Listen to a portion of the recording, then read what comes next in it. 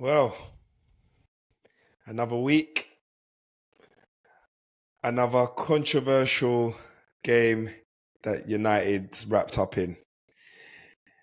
We've finally come to the end of the 2024-25 season, and United have got their self 40 points.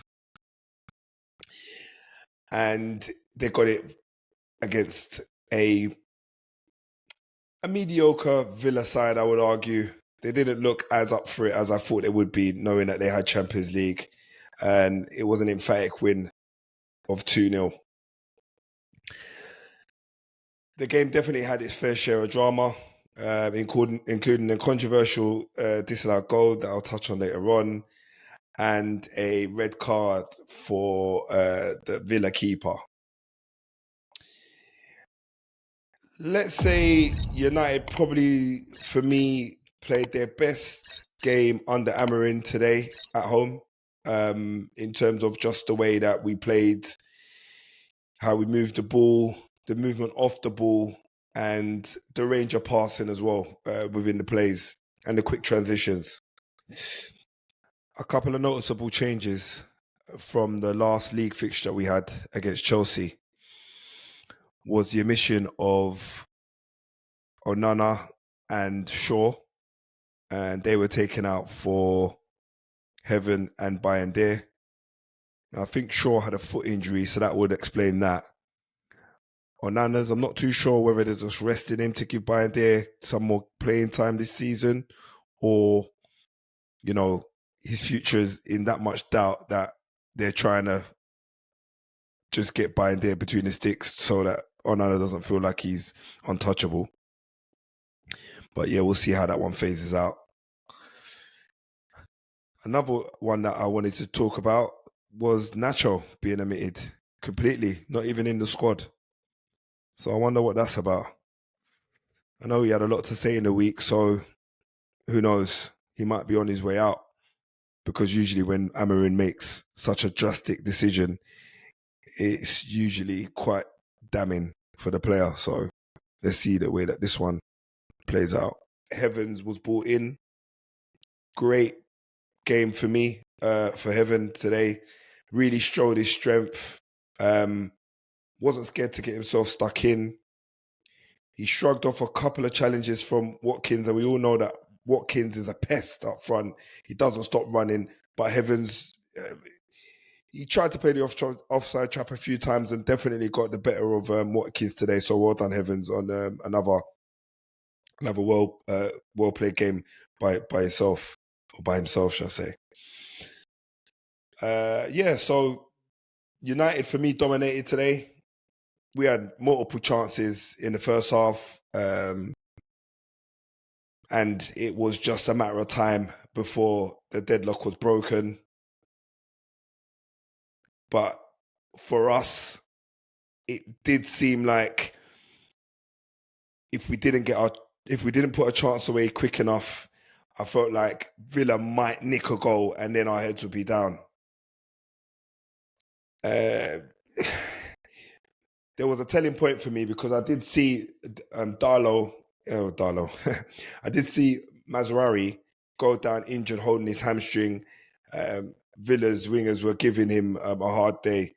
And if you've seen any of the post-match commentary or interviews from Amorim, he says often that Mazraoui is dead on his feet. He's finished.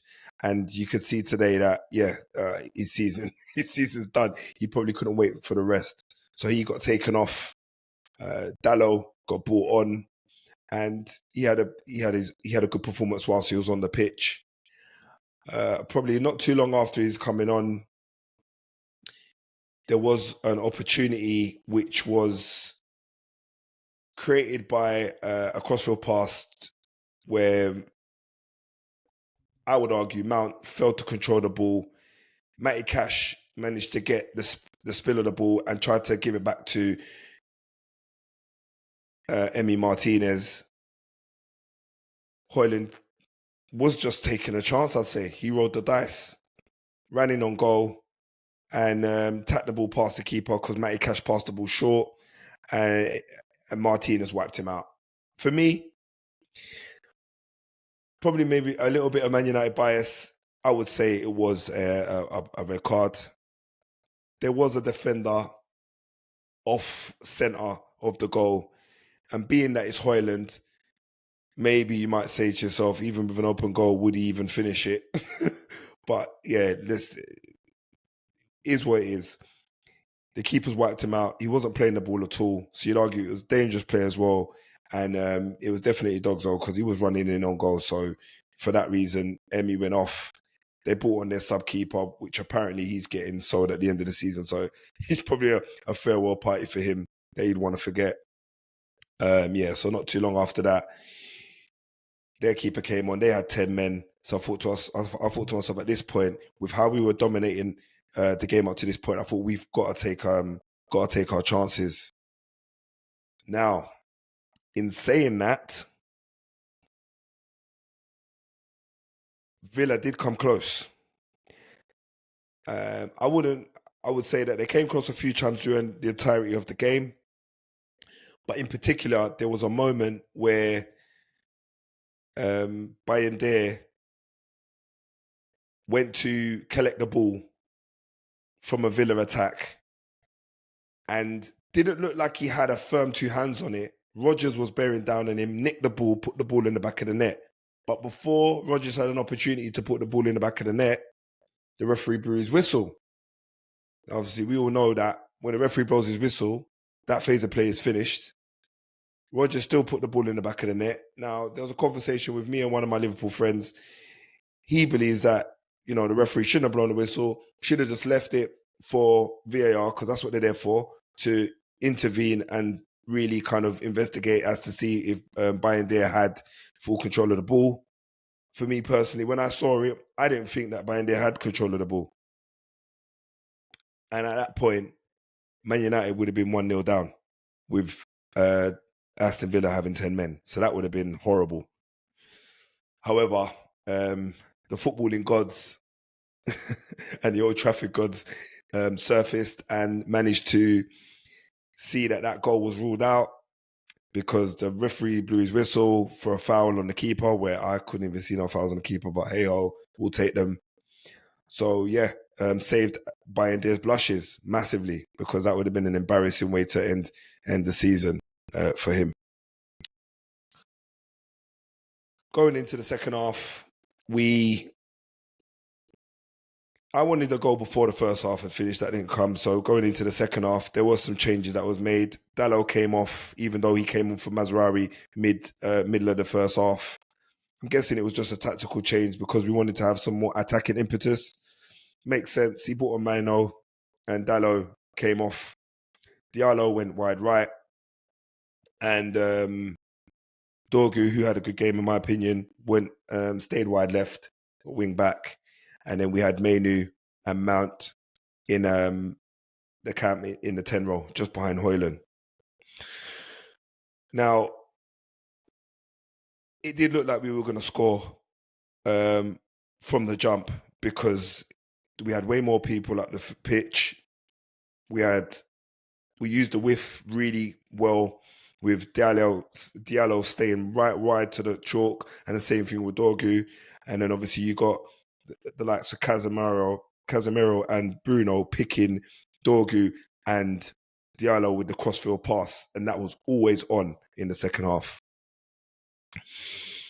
We definitely had a few sighters through the entirety. Hit the post a few times. Their keeper had to make a few kind of fingertip saves. It did look at in points of the game that we were probably going to end the game 0-0 because we just couldn't get a goal, and obviously that just sums up our season. Højlund definitely had, for me, even after the time where he got wiped out, we still had a fair few chances he had a few chances to grab a goal today, but again, he couldn't find his shooting boots. One where he took the ball across the defender and tried to hit it with his right. Keeper just collected it like it was nothing. Another where Mainu went to the byline and keeper came out to close him off. Mainu's cut it back. Højlund's gone to control it with his right, and I'm guessing he would have done a swivel shot, miscontrolled it on his first touch, so that just went past his foot. So that brought down another attack. So yeah, it was another, for me, another bad day at the office for Højlund, in my opinion. He definitely needs another reputable striker to really show him how to master his craft, because I feel like he's still very raw. And I'm not sure. I know he's not Prem ready. So anyway, we're getting, more towards the middle of the second half. Mount comes off, who had a better game than he did last week. He was definitely more at it today for me. Had a couple of shots off, but nothing too crazy. But yeah, he didn't do himself a disjustice today. So well done for that, Mount. Heaven came off looking like he, caught a knock in one of the challenges. So that was, I guess, a precaution just to kind of save him. And they brought on Evans. So you can see that they brought on the two guys that are destined to leave in the summer, in Eriksen and Evans. And both of those guys, when they came on, made us look more aggressive in attack.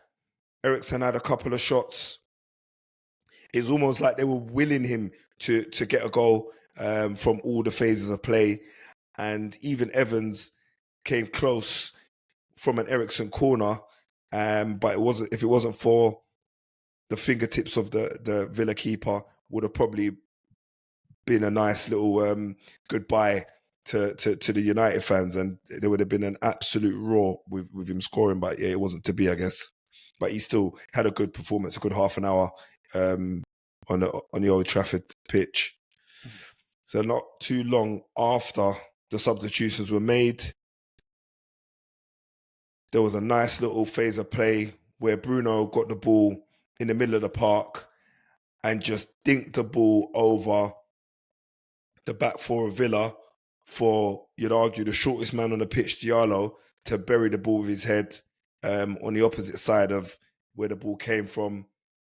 Well taken goal, hardly celebrated. I feel like he just kind of was a bit, is what it is. It's 10 men. Let's just get the job done. Again, once we scored that goal, I feel like the nerves settled a little bit more. We did look like we were searching for, another 2 or 3, to be honest with you, with the likes of Casemiro having shots from distance. Also, I think Maino had a little shot. Dorgu also had a shot on goal as well. He had a lot to do on that left side, and he was putting the ball across the box at any given moment. So I believe personally that, anybody that was in the right position in the middle of the box could have probably had 1 or 2. And that's you, Højlund. That's who I'm referring to. But as you know, he's never where you need him to be. So the game kicked on probably about 5 or so minutes after Diallo scored his goal today. I think they brought off Højlund and Obi Martins came on. He didn't do nothing too special or nothing too stand out, let's say, for me to think like, again, he's worth a start, let's say. He's still just kind of obviously still learning his trade and getting himself familiar with the first team surroundings. So yeah, well done him. But yeah, not too long after he came on, I think it was another surging run by Diallo on the right side, and a misstep from the Villa defender in the box had him raking down the back of Diallo's leg, and Diallo's gone down in the box. So that's a penalty for United with only a couple of minutes left on the clock, and everyone's pointing to Eriksen, telling him to take it. Evans, Bruno, Amorim, and I feel like that was a real moment for Eriksen, and even, the United fans, just to see how much respect that Eriksen has there. I feel like everyone knows that this is his last game for us. So, they want it to go off in style. Eriksen puts the ball down. To be fair, he was quite reluctant to take it, but he did anyway. He puts the ball down and strums it home, middle of the goal.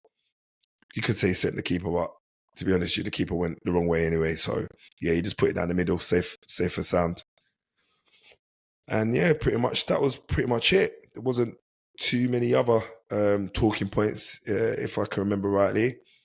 You got the red card for Emiliano Martínez and the disallowed goal for Rodgers. If I'm honest, if Martínez stays on the pitch and they have 11 men, I believe that game possibly would have ended in a draw, just because United haven't been good with getting goals throughout the entire season. So it's almost like we needed that extra man to kind of, really assert our dominance and, get a guilty chance. And yeah, we did that and we took advantage of it. So, you know what? We paid the cards that are dealt with us, and that's what we did. Unfortunately for Villa, us beating them 2-0 means that they have not made it through to the Champions League spots. So that was definitely a dagger to the heart, I would say. I believe that there was probably a little bit of disjustice done to them today with the way that the game was reffed. But it's football, and I guess that's why we watch it. So yeah, this is Big Mont signing out. End of the 24-25 season. And United have ended this season 1 game unbeaten. Peace.